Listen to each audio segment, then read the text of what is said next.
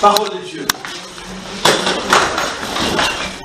Depuis maintenant, l'année dernière, depuis le mois de décembre, eh bien, je vous apporte des messages sur ce thème-là. Le but de nos messages, ce n'est pas de vous donner une meilleure connaissance biblique. Ça, vous n'avez pas besoin de moi pour ça. Si vous voulez mieux connaître la Bible, vous avez une Bible, vous avez tous les moyens qui sont à notre disposition aujourd'hui par les ordinateurs et par Internet. Mais les messages que je vous apporte n'est pas du tout pour vous donner une meilleure connaissance biblique. Le but des prédications, le but des enseignements, c'est pour former des disciples. Chose que vous ne pouvez pas faire vous-même. Est-ce que vous me suivez? Le but, c'est pas vous donner une connaissance biblique, le but, c'est de vous former avec la parole de Dieu pour que chacun ici, sous ma responsabilité pastorale, devienne, par la grâce de Dieu, un vrai disciple de Jésus-Christ. C'est pour ça que la présence dans un culte est très importante. Parce que sans quoi, vous ne pouvez pas être formé. Vous ne pouvez pas être formé en disciple. Vous ne pouvez pas le faire tout seul et vous ne pouvez pas faire ça juste avec Internet. Donc, c'est pour ça que ces séries sont importantes, parce que la parole de Dieu, c'est ce qui va donner une solidité à une vie d'église, et cette parole de Dieu va donner une solidité à la vie d'un chrétien. Alors, ce matin, j'aimerais aborder avec vous le sujet, la parole de Dieu, une arme contre notre ennemi commun. Une arme contre notre ennemi commun. Alors, le passage avec lequel on va commencer est Matthieu chapitre 4, les versets 1 à 4. Matthieu 4, début de Matthieu 4, c'est les tentations de Jésus dans le désert. Et alors, on ne va pas lire tout le passage, on va juste lire les 4 premiers versets. Alors, Jésus fut emmené par l'Esprit dans le désert pour être tenté par le diable. Après avoir jeûné 40 jours et 40 nuits, il eut faim. Le tentateur, s'étant approché, lui dit, « Si tu es le Fils de Dieu, ordonne que ces pierres deviennent des pains. » Jésus répondit, « Il est écrit, l'homme ne vivra pas de pain seulement, mais de toute parole qui sort de la bouche de Dieu. » Alors, nous avons commencé cette série avec le premier passage, c'était Hébreux chapitre 4, verset 12. Nous avons découvert que la parole de Dieu est puissante, agissant, pénétrant. Et il nous parle d'une épée à 2 tranchants, car la parole de Dieu est vivante et efficace, plus tranchante qu'une épée quelconque à 2 tranchants. C'est cette image-là que j'aimerais retenir avec vous ce matin. L'épée à 2 tranchants, la parole de Dieu.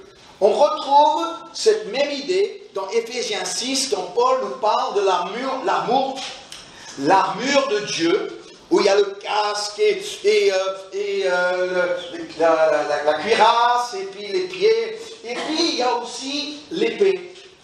Prenez ainsi le casque du salut et l'épée de l'esprit, qui est la parole de Dieu. Donc, on a des confirmations que Dieu veut que cette parole soit utilisée comme une épée. C'est une arme, la parole de Dieu. Quand on parle d'une épée, on parle de combat, on parle d'un ennemi, on parle de tendre vers une victoire. Quand nous avons la parole de Dieu comme une épée, on doit faire quelque chose avec qui nous portera vers une victoire sur un ennemi. Cette Bible va vous aider à remporter des victoires sur des ennemis dans vos vies. Est-ce que vous m'entendez? Est-ce que vous voulez vivre ces victoires? Pas trop. C'est indispensable de vivre une victoire dans vos vies, parce que les ennemis sont là. Les ennemis sont là. Et soit, de toute façon, dans un combat, il y aura un victorieux et il y aura un vaincu. Et vous, qu'est-ce que vous allez être, vous? Celui qui est le vainqueur ou le vaincu? Le vainqueur, quand même. Eh bien, ce qui va vous permettre d'être le vainqueur et pas le vaincu, c'est quoi? C'est quoi? C'est quoi? Oui, vous avez raison, l'épée. Et donc, l'épée, on retrouve l'épée dans l'image de Jésus, la vision que Jean a reçue de Jésus dans Apocalypse 1. C'est vraiment une vision un peu bizarre que Jean a eue. elle est intéressante. Jésus apparaît dans la vision avec des cheveux tellement blancs, qui sont blancs, comme la neige. Et il a des yeux où il y a du feu dans les yeux. Il a un visage qui rayonne comme le soleil. Il a des pieds en airain. Et de sa bouche, qu'est-ce qui va sortir? Il avait dans sa main droite 7 étoiles. De sa bouche sortait une épée aiguë à 2 tranchants, et son visage était comme le soleil lorsqu'il brille dans sa force. Et là, dans cette image, Jésus, eh bien, de sa bouche sort l'épée. On a encore cette image de l'épée et la parole de Dieu qui sont liées. Ce n'est pas une image gratuite, c'est une image importante pour savoir comment utiliser la parole de Dieu dans sa vie face à ses ennemis. Alors, on découvre à la fin de l'Apocalypse, et ce verset-là, on ne l'a pas préparé, mais je vous dis, c'est la fin de l'Apocalypse, on n'a pas besoin de le chercher. On découvre que c'est avec cette épée qui sort de sa bouche que Jésus va remporter la victoire sur les forces du diable. Donc tout est là. Le programme, il est là. On a des ennemis quand on est chrétien, on a un combat à mener, il y aura un vainqueur et un vaincu. Et ce qui nous permettra d'être vainqueurs plutôt que vaincus, c'est comment nous utilisons la parole de Dieu. Est-ce que vous avez saisi ça? C'est pas compliqué. C'est pas compliqué. Et pourtant, c'est indispensable pour avoir une vie où on vit dans la victoire. Alors moi, je ne sais pas quel genre de film vous aimez, vous. Denis, c'est plutôt quelque chose un peu plus romantique. C'est la boîte de Kleenex à côté. Tu vois, ça c'est... Bon, moi, quand c'est comme ça, quand elle a envie de voir ça, moi, je vais aller trouver autre chose à faire. Moi c'est plutôt l'action. Moi, j'aime les films de mecs, voilà.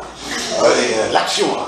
Et ces dernières années, il y avait 2 films, des grands films, qui remontent dans l'Antiquité.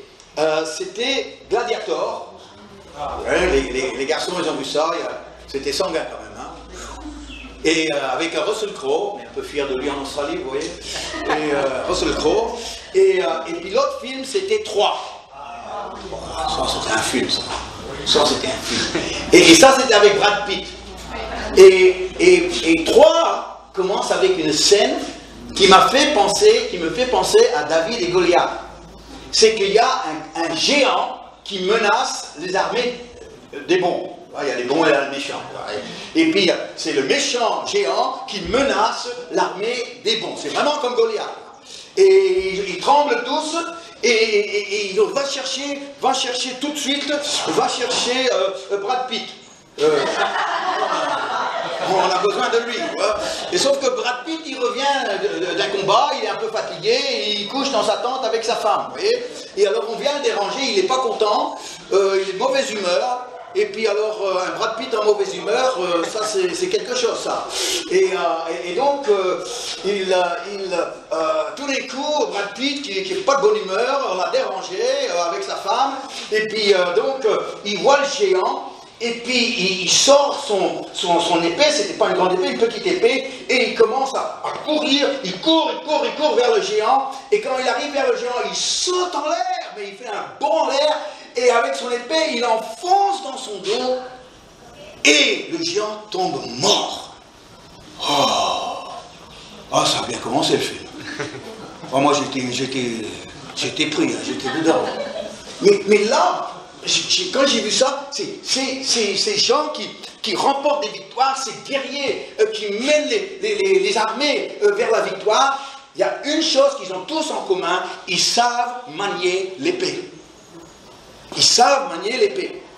Et un chrétien qui veut remporter des victoires, qui veut voir l'œuvre de Dieu se faire avec lui, autour de lui, dans sa vie, eh bien lui aussi, il doit apprendre à manier l'épée. Alors, ici, dans le premier passage de Matthieu, chapitre 4, Jésus est confronté au diable.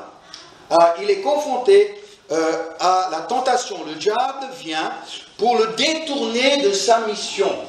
Il arrive avec des arguments très forts. On n'a pas le temps ce matin de regarder chaque tentation et comment Jésus a répondu à chaque tentation. La première, on l'a lu, il est tombé sur un homme qui arrive à la fin d'un jeûne de 40 jours. Et à la fin d'un jeûne de 40 jours, on commence à avoir un peu faim. Tu vois. Et surtout du pain chaud. Alors, c'est les odeurs. À la fin d'un long jeûne, il n'y a rien de pire que les bonnes odeurs. On résiste, mais quand on commence à voir le bout du tunnel, c'est les bonnes odeurs qui sont difficiles à gérer. Et puis, et là, le diable, il va le chercher là où un point sensible. Ouais. Ça, c'est le diable. Là. Il ne va pas te chercher là où tu sais, quand tu as l'estomac bien tendu, il ne va pas venir te tenter avec du faim.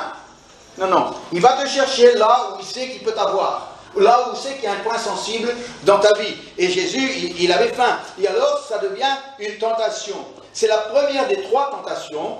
Et il va répondre à toutes les 3 tentations de la même façon. Et il dit, il est écrit. Comment est-ce qu'il repousse la tentation du diable? Il le repousse avec un verset biblique. Et en l'occurrence, il repousse « L'homme ne vivra pas de pain seulement, mais de toute parole qui sort de la bouche de Dieu. » Ce n'est pas Jésus qui a inventé cette parole. Ce n'est pas une révélation qu'il a eue sur le coup. Il connaissait la parole de Dieu et il est allé chercher dans l'Ancien Testament le verset qui correspondait pour repousser l'assaut du diable. Aujourd'hui, quand nous sommes devant un ennemi, ne cherchez pas une révélation quelconque. Savez où trouver le verset qui va le repousser. Et c'est pour ça que votre connaissance, non seulement des histoires de la Bible, mais des versets de la Bible, est important. Pourquoi? Eh bien parce que quand il y a une tentation qui arrive, quand le tentateur s'approche de toi, eh bien, c'est pas simplement arrière de moi Satan.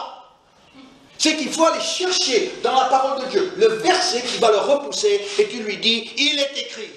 Et c'est ça ma vérité, et c'est ça auquel je réponds, et pas autre chose. Mais si tu n'as aucune connaissance des versets, si tu ne sais pas où aller les chercher, eh bien, tu vas être un peu perdu.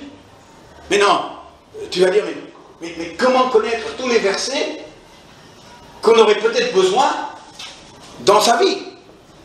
Il y a des gens qui peuvent vous aider aussi. Il y a des personnes qui peut-être sont sur le chemin plus longtemps que toi, et eux, ils vont pouvoir vous aiguiller. Et si vous voulez un verset pour une question particulière, vous m'envoyez un email. Ne m'appelez pas à 11h du soir, s'il vous plaît. Mais envoyez-moi un email, envoyez-moi un texto, et je me ferai le plaisir, si j'en connais pas un tout de suite, d'aller les chercher pour vous. Pour moi, c'est important pour vous aider à apprendre à manier l'épée. Parce que si vous ne savez pas vous servir de l'épée, vous êtes vaincu et pas vainqueur. Est-ce que c'est vie ou la mort ici, je parle. Je parle de ça. Donc Jésus a dit, il est écrit, et il est allé chercher un verset écrit pour repousser l'ennemi. Et puis le diable, il est revenu une deuxième fois avec une autre tentation qui était proche de la mission, mais pour le détourner. Et Jésus de nouveau, il a dit, il est écrit, et il est allé chercher un autre verset. Bah! Et puis, troisième tentation, il arrive, il dit, Jésus, viens, je te donne tous les royaumes de la terre. Et Jésus, il a dit, il est écrit, il est allé chercher un verset. Bam. Et après 3 attaques, eh bien, le diable s'en va. Vous savez, le diable, eh bien, tiens, après 3 tentations, il s'en va. Il ne tient plus après 3 tentations. Ça veut dire qu'il faut mener le combat jusqu'au bout. Parce qu'il faut que toi, tu ne prennes pas la fuite, mais que toi, tu arrives à le repousser. Et c'est lui qui prendra la fuite. Donc on a déjà les images que nous avons vues tout au long de cette série. La Bible, un miroir. La Bible, une lampe. La Bible, notre institutrice. Et la dernière fois, la Bible, notre espérance. Mais cette fois-ci, c'est la Bible, l'épée à double tranchant. Est-ce que vous croyez au diable, vous? Est-ce que vous croyez au diable? Moi, j'y crois. Moi, j'y crois. Je ne l'ai jamais vu. Je n'ai pas trop envie de le voir. Mais je vois son œuvre. Et je vois les gens qui se laissent inspirer par lui. Et c'est là, à l'œil nu, on peut le voir. Oh oui. Donc ici, on ne parle pas de la théorie. On parle d'un adversaire. Le mot Satan, je l'ai déjà dit plusieurs reprises, le mot Satan signifie l'adversaire. Quand tu es sous son emprise, quand tu es dans son royaume avant ta conversion, il n'est pas ton adversaire, il est celui qui domine sur toi. Mais quand tu deviens chrétien, tu sors de son royaume, tu rentres dans le royaume de Dieu, il devient l'adversaire de Dieu et ton adversaire aussi à toi. Mon ami, tu ne peux pas fuir le combat spirituel. Un chrétien ne peut pas fuir le combat spirituel. Si tu le fuis, il te rattrapera. Tu ne peux pas le fuir. Ça veut dire que tu dois apprendre. Tu dois apprendre à te battre. Tu dois apprendre à te battre avec les moyens que Dieu nous a donnés. Et Dieu nous a donné des moyens. Quand je parle du combat spirituel, ça peut être avec nos circonstances défavorables. Pas une chose, pas deux choses, mais quand ça... 1, 2, 3, 4, 5, 6 en série, c'est un peu beaucoup. Ça peut être aussi, le combat spirituel, ça peut aussi être face à des gens méchants. Parce que le combat aussi peut se traduire par des gens qui s'opposent à vous et qui vous mènent une vie dure. Et là aussi, il y a un combat spirituel à mener. Mais le combat, je dirais, le plus courant, qui nous guette tout le monde à tout moment, c'est au niveau des pensées. Les pensées. Tout simplement, les pensées. Mais oui. Et il y a un passage qui est important à noter concernant les pensées. Et on va le lire, c'est 2 Corinthiens 10, versets 4 et 5. 2 Corinthiens 10, versets 4 et 5. Car les armes avec lesquelles nous combattons, regardez ces mots forts, il parle à des chrétiens. Car les armes avec lesquelles nous combattons ne sont pas charnelles, mais elles sont puissantes par la vertu de Dieu pour renverser les forteresses. Alors, quel genre de forteresse? On va voir. Nous renversons les raisonnements et toute hauteur qui s'élève contre la connaissance de Dieu et nous amenons toute pensée captive à l'obéissance de Christ. Première partie, le combat, les armes. Ils ne sont pas charnelles, sont puissantes. Deuxième partie nous explique les forteresses, les raisonnements, toute hauteur et les pensées. Eh bien, ça se passe là-dedans. On sait ce qui se passe dans la tête. Hein? Qu'est-ce qui se passe dans la tête? Plein de choses. Plein de choses. Ça peut être des choses neutres, ça peut être des bonnes choses, et ça peut être des très mauvaises choses. Et les très mauvaises choses ont des très mauvais effets sur les gens. Moi, je ne vous apprends rien. Voilà. Et donc, on a des raisonnements, des doutes, des craintes, des accusations, la culpabilité, le découragement, les tentations. Oh, je pourrais en rajouter. Beaucoup, beaucoup. Champ de bataille et forteresse. C'est ce qui se passe au niveau des pensées. Et les pensées pèsent sur notre bien-être. Les pensées pèsent sur nos choix, pèsent sur nos comportements, pèsent sur nos relations. Nos pensées vont influencer tous ces domaines qui sont vitaux. Vitaux.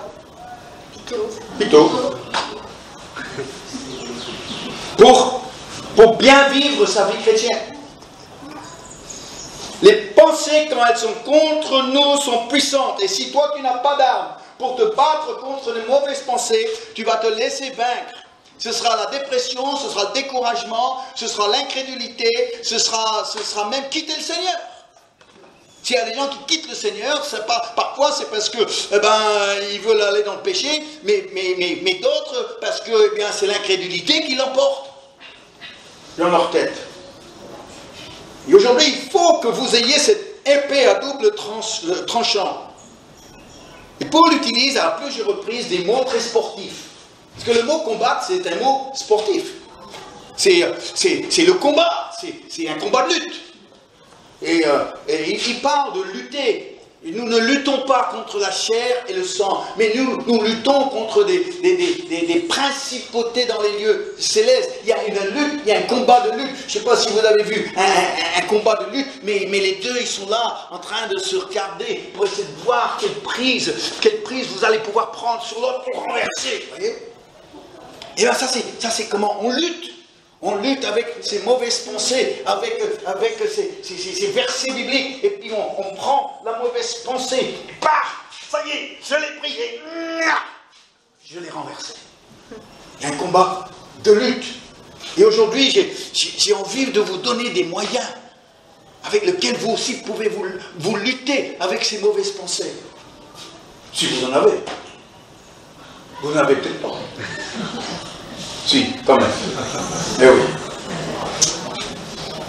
Alors, quelques versets qui vous permettront déjà de vous imposer, de lutter, de renverser une forteresse, de renverser votre adversaire.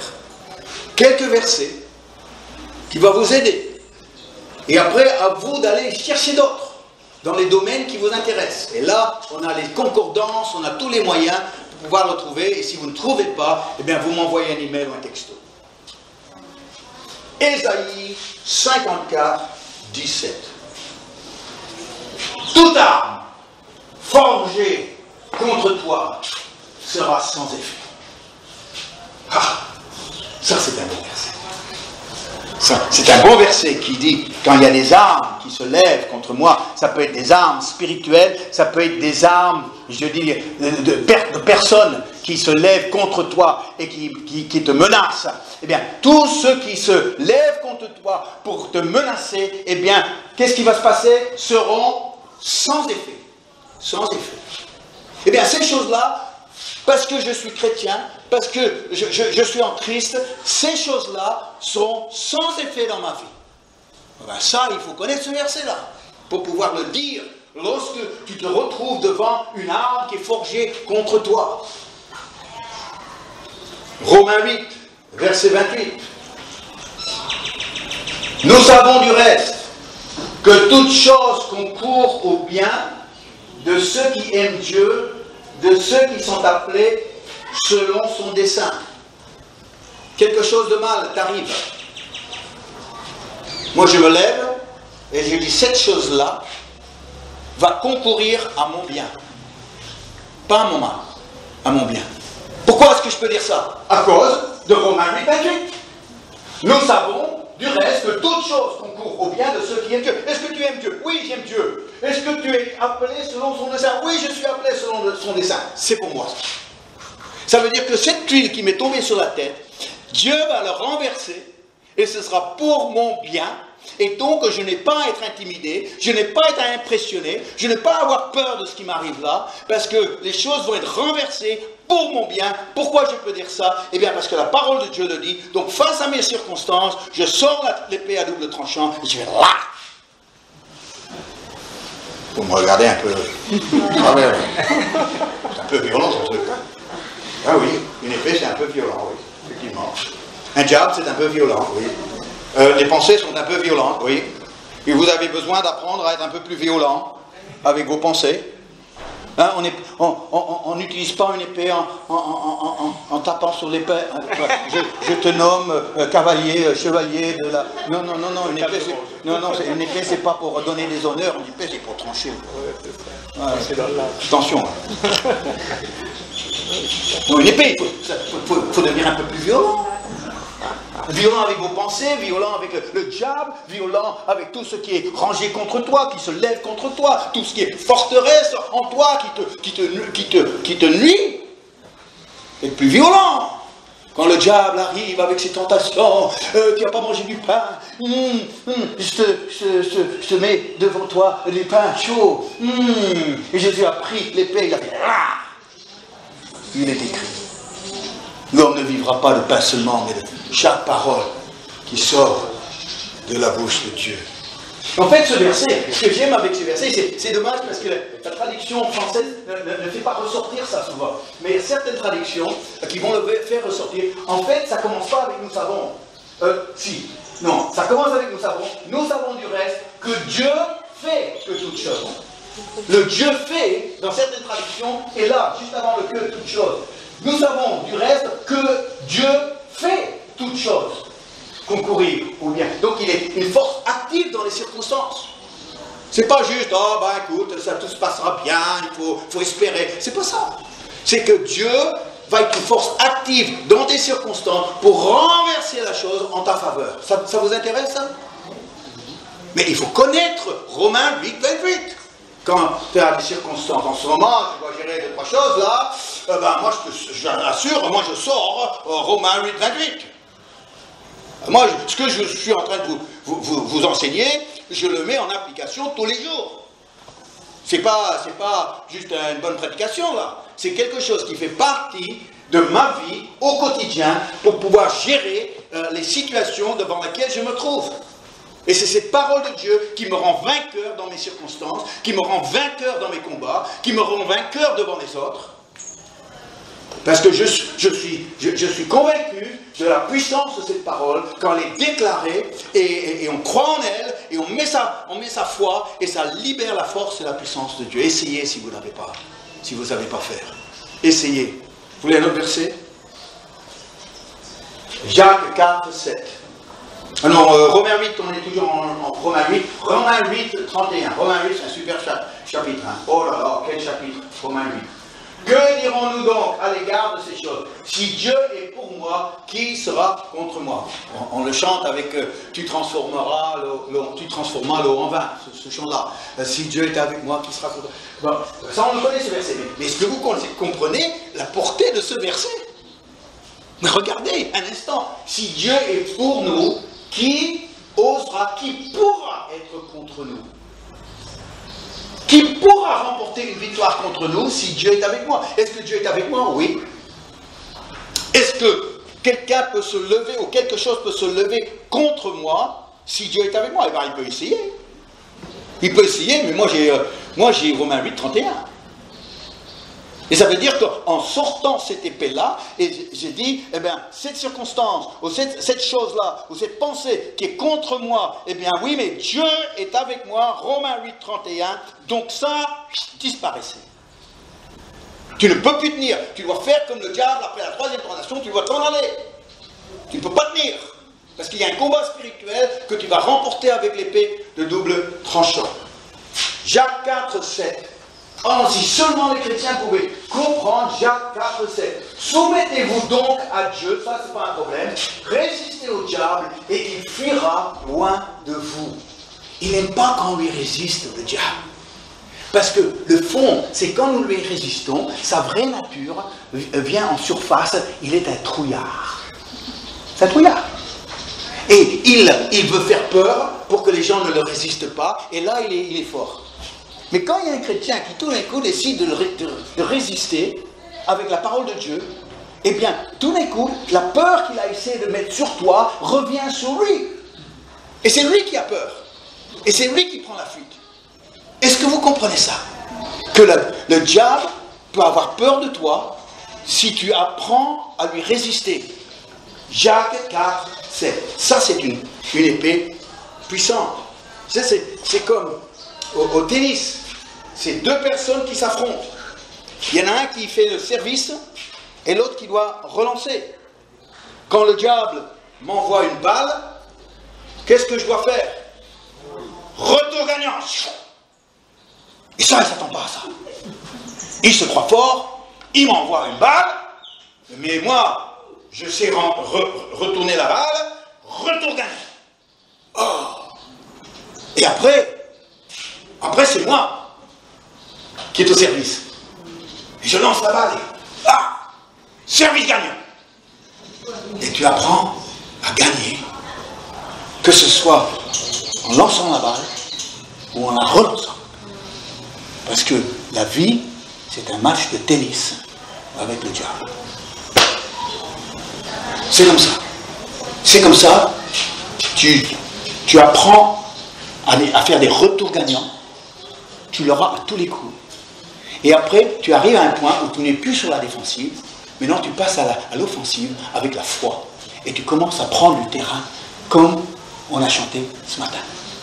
Et aujourd'hui, Eh bien, ce que nous avons fait, Denise et moi, depuis 5 ans, c'est que nous sommes sur un court de tennis et nous sommes en train de remporter la partie. C'est une partie acharnée, c'est une partie,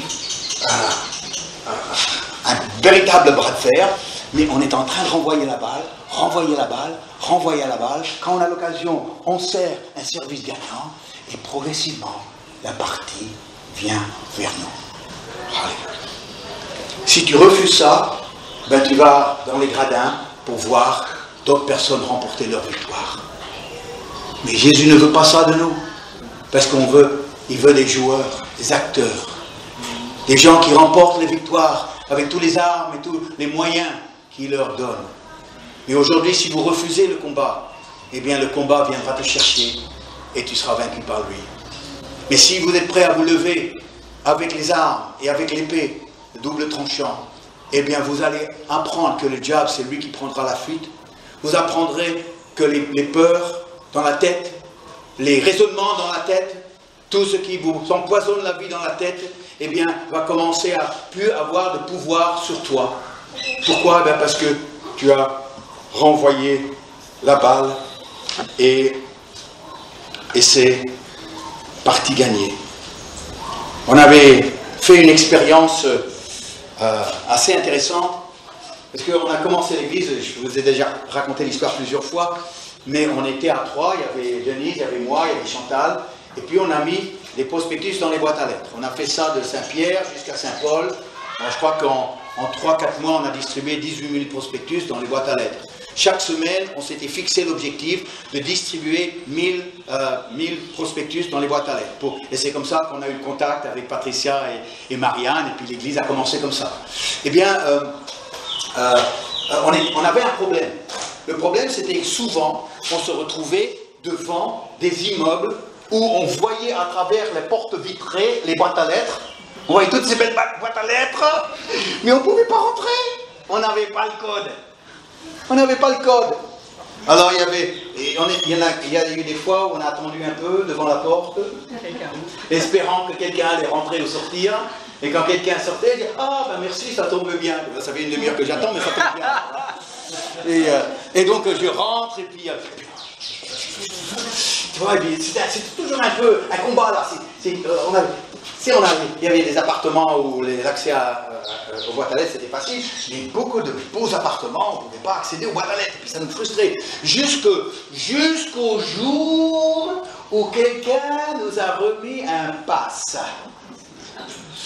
Et quand on a obtenu le pass, plus rien ne pouvait nous résister.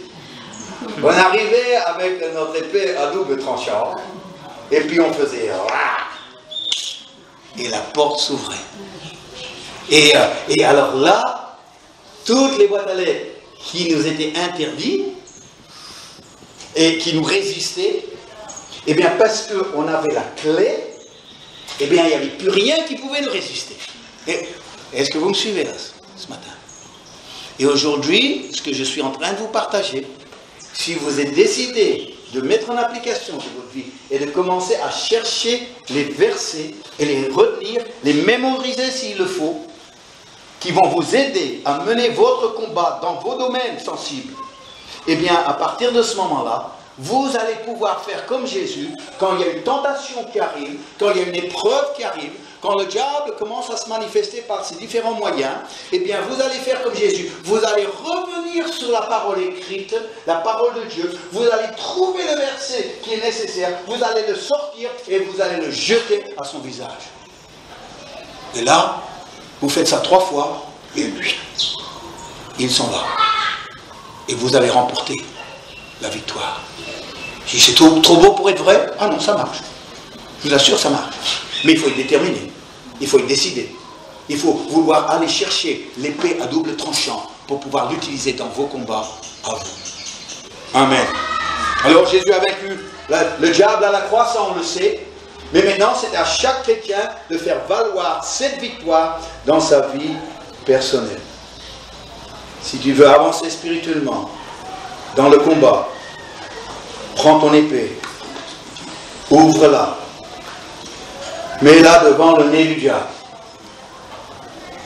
et dis-lui, il est écrit. C'est Dieu qui l'a dit. Et j'y crois.